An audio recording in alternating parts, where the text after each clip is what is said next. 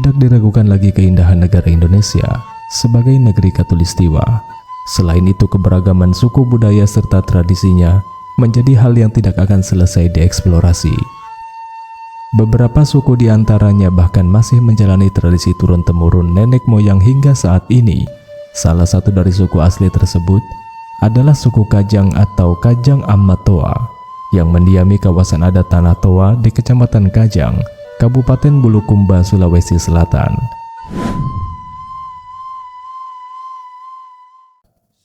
Tepatnya sekitar 40 km dari Bulukumba dan 200 km arah timur kota Makassar. Masyarakat adat Kajang merupakan subetnik yang berbeda dengan Bugis dan Makassar. Sebagian besar masyarakatnya bermukim di kawasan adat Amatoa, Desa Tanah Toa. Amma berarti bapak, Toa yang dituakan. Kemudian nama ini tersemat kepada figur yang dijadikan tokoh atau kepala suku di sana. Masyarakat adat Kajang seringkali dikenal mengamalkan Islam secara adat sebagaimana kebiasaan para leluhurnya, termasuk dalam menjalankan ibadah puasa Ramadan. Uniknya tidak ada paksaan dalam menjalankannya. Desa Tanah Toa terbagi dari 9 dusun dan dihuni oleh suku Kajang Amatoa. Mereka memiliki ciri khas mengenakan pakaian serba hitam dan tanpa memakai alas kaki. Warna hitam dipilih sebagai bentuk persamaan dalam segala hal dan juga simbol kesederhanaan. Selain itu, warna hitam selain sebagai warna adat juga sangat sakral bagi mereka. Tetua adat mengatakan bahwa warna hitam menunjukkan kekuatan dan kesamaan derajat bagi setiap orang di depan Sang Pencipta. Artinya kesamaan dalam bentuk wujud lahir dan pengingat kematian. Sikap nyata yang terlihat dari suku Kajang ini dari warna hitam sebagai simbol adalah sadar akan lingkungan, utamanya kelestarian hutan yang harus dijaga keasliannya sebagai sumber kehidupan. Seperti halnya suku Baduy di Banten, secara geografis, Kajang dibagi dua, yaitu Kajang Dalam atau Tahu Kajang dan Kajang Luar. Orang-orang yang berdiam di sekitar suku Dalam relatif hidup lebih modern dan mereka disebut Tahu Lembang. Suku Kajang Amatoa adalah salah satu suku tertua yang paling dihormati di Sulawesi Selatan. Bahkan menurut sejumlah informasi, suku ini adalah suku ketiga yang paling ditakuti di Indonesia dan juga dunia. Oleh karena itu, suku Kajang dikenal dengan kekuatan ilmu sihirnya yang sering disebut sebagai doti. Doti merupakan ilmu sejenis teluh yang digunakan untuk menyakiti atau menghilangkan nyawa orang lain. Ritual ini sendiri dilakukan dengan menggunakan media serta benda-benda tertentu dan dilakukan dengan prosesi khusus. Selain itu, praktek doti juga dapat dilakukan hanya dengan membaca mantra-mantra tertentu. Bahkan kabarnya, dengan menggunakan doti, suku Kajang bisa membunuh orang tanpa menyentuhnya. Untuk mencederai seorang musuh, biasanya harus disiapkan foto calon korban, ayam putih, dan juga air putih. Jika ada yang terkena doti, kabarnya akan merasakan nyeri, menderita cacat, bahkan kehilangan nyawa. Tapi tidak semua orang bisa mempraktekkan ilmu hitam ini. Hanya orang-orang khusus dan tertentu saja yang bisa melakukan doti. Pelaku doti harus menerima resiko saat melakukan doti, karena jika gagal, teluh yang mereka kirim justru akan berbalik ke mereka dan berujung kematian.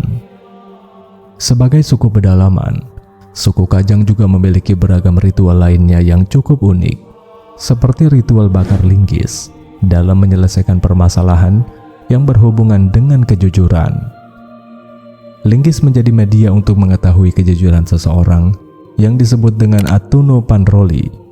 Ritual ini biasanya dipimpin oleh Puto Gasing Daeng Makule yang merupakan sosok paling dihormati dan dinilai paling suci di kalangan suku Kajang. Linggis besi akan dibakar dalam bara panas selama 30 menit. Setelah itu, besi panas akan dipegang oleh Puto Gasing Daeng Makule dan sejumlah warga Kajang lainnya. Jika tangan mereka sama sekali tidak merasakan panas, itu artinya mereka jujur. Sedangkan bagi yang tidak, tangan mereka akan terasa sangat panas saat memegang linggis. Ritual ini dilakukan jika ada suatu peristiwa khusus seperti kehilangan atau keributan antar warga suku Kajang. Selain itu ada ritual lainnya yang sering dilakukan oleh warga suku Kajang, yaitu menggelar Apule Sumajang, yang merupakan ritual untuk mengungkap rasa syukur atas kesembuhan seseorang. Biasanya warga akan berkumpul, lalu menyembelih ayam dan akan membakarnya bersama-sama. Seorang pegiat literasi lisan bersama Arif Rahman mengatakan, Islam sampai ke masyarakat adat Kajang setelah kerajaan Goa Talo memproklamasikan Islam sebagai agama kerajaan. Sejak abad ke-17, kerajaan Goa Talo melakukan penyebaran agama Islam, tapi jauh sebelum Islam masuk ke masyarakat adat Kajang, mereka sudah menjalankan Islam dengan mengikut pada ajaran sebelum Nabi Muhammad diutus. Setelah utusan Islam masuk ke Kajang, barulah mereka menerima syariat Islam meskipun tidak sepenuhnya. Tercatat ada 3 tokoh penyebar agama Islam yang berpengaruh. Salah satunya adalah Datuk Ritiro yang memiliki pemahaman dakwah secara sufistik. Dakwahnya bahkan membuat agama Islam diterima oleh masyarakat adat Amatoa hingga sekarang. Samsul Ma'arif, seorang antropolog Universitas Gadjah Mada mengatakan, ada serangkaian ritual yang dilakukan orang Amatoa seperti daur hidup, sholat 5 waktu, sholat Jumat, dan hari raya. Secara garis besar Islam di Amatoa menjadikan semua perbuatan dan pikiran adalah Islam. Mereka tidak merasa harus mempertanyakan Islam karena sudah mendarah daging dan menjadi rutinitas keseharian mereka dalam kehidupannya. Islam dalam pandangan mereka adalah perjanjian primordial yang sudah diterima sejak lahir. Penekanannya kepada menjaga keselarasan hubungan dengan manusia dan makhluk lain di alam semesta ini. Dari sikap seperti itu, maka lahirlah falsafah hidup Jenne Teluka, Sambajang Tammatapu, yang artinya wudhu tidak pernah batal, sembahyang yang tidak pernah putus. Pandangan itu membuat masyarakat adat memegang teguh 4 prinsip dalam menjaga tatanan sosialnya, yang termaktub dalam kitab lontar bernama Pasangri Kajang. Di antaranya yang pertama Gatanuji Nuada, yang berarti karena ketegasanmu, engkau menjadi pemangku adat. Yang kedua Lambusu Nuji Nukaraing, karena kejujuranmu engkau menjadi tua atau raja. Yang ketiga Sabaranuji Guru, karena kesabaranmu menjadi guru agama. Yang keempat Abhisana Nuji Sandro, yang berarti karena ketawakalanmu engkau menjadi ritualis. Keempat prinsip ini ditanamkan dan ditunjukkan dalam bentuk praktek memaknai wudhu yang tidak pernah batal. Bagi masyarakat Kajang sendiri, menjalankan ritual seperti halnya sholat dan lain sebagainya adalah manifestasi nilai-nilai yang tercermin dari prinsip mereka dan pemahaman atas Islam itu sendiri. Mereka menganggap semua ritual pada dasarnya sebagai upaya untuk islamisasi atau pasalang diri dan komunitas. Pemahaman akan nilai-nilai Islam juga tertuang dalam pakaian dengan warna hitam yang dikenakan mereka, yang memiliki makna simbol kebersahajaan, dan pasopo sebagai penutup kepala sebagai simbol makom tertinggi orang Amatoa. Sedangkan nilai-nilai adat suku Kajang dan keislaman tertuai dengan bagaimana mereka melestarikan lingkungan. Hutan sebagai contohnya dianggap sebagai wujud makhluk non-manusia yang memiliki fungsi peran timbal balik dengan manusia, sehingga dipahami memiliki hak dan aspirasi yang harus dipenuhi. Pengenalan terhadap tumbuh-tumbuhan dapat menghasilkan respon manfaat seperti buah, obat, dan kegunaannya. Sedangkan pada timbal baliknya, manusia harus bertanggung jawab melindungi dan melestarikannya. Pandangan seperti ini juga berhubungan dengan ayat Al-Quran untuk membangun relasi tanggung jawab secara etis dan berbagi dengan alam.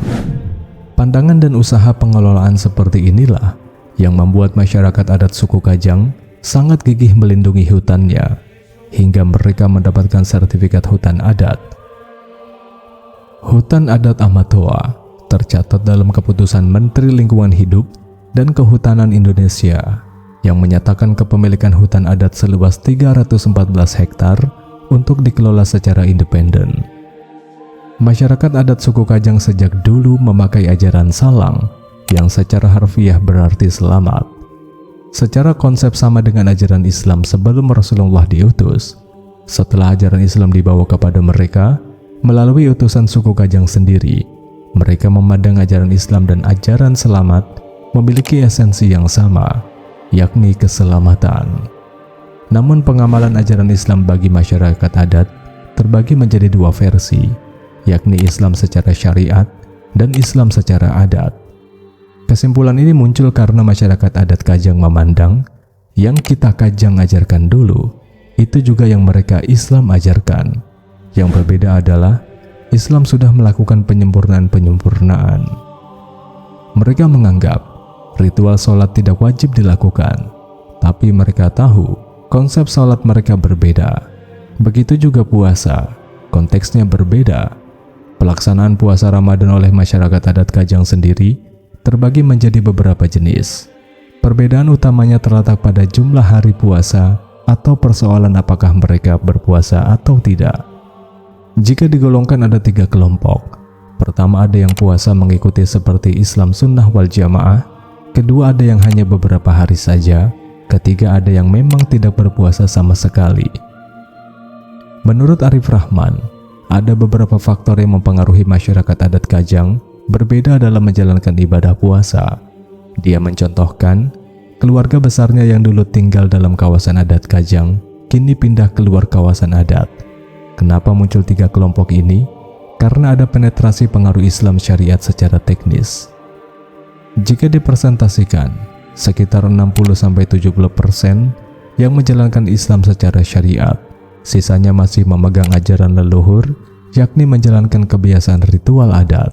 Tidak jarang, dalam satu keluarga bisa berbeda tergantung pilihan masing-masing, dan tidak ada tekanan dan paksaan bagi anggota keluarga mau menjalankan yang mana, apakah akan mengikuti ajaran leluhur ataukah syariat Islam. Dalam hal ini mereka sangat toleran dan menghormati setiap keputusan. Masyarakat Kajang terkenal dengan pelestarian alam dan menjaga alam. Mereka benar-benar hidup berdampingan dengan alam. Sama halnya dengan ajaran Sunda Wiwitan yang sudah pernah kita bahas pada video ini. Alasan mereka menjaga alam dan mengambil seperlunya dari alam karena mereka memandang alam sebagai falsafah hidup yang bukan sebagai objek keegoisan manusia terhadap lingkungan. Kaki dan tangan mereka tidak untuk melakukan tindakan-tindakan eksploitasi alam, serta mereka sangat mengikuti petuah adat untuk menjaga alam sekitar. Hal ini senada dengan konsep berpuasa yang mereka pegang teguh. Sejatinya puasa adalah mengendalikan nafsu manusia dari kerakusan akan makanan. Jika ternyata saat berbuka puasa memakan begitu banyak makanan, maka alam akan menanggung konsekuensi kerusakan dan eksploitasi besar-besaran. Alam akan menjadi rusak. Jika sudah begini maka puasanya gagal. Sesederhana itu mereka memaknai puasa dalam perilaku keseharian. Secara umum konsep puasa mereka berbeda, tapi memberikan pelajaran mengendalikan 5 indera untuk menghindari dari perbuatan buruk dan melakukan perusakan alam.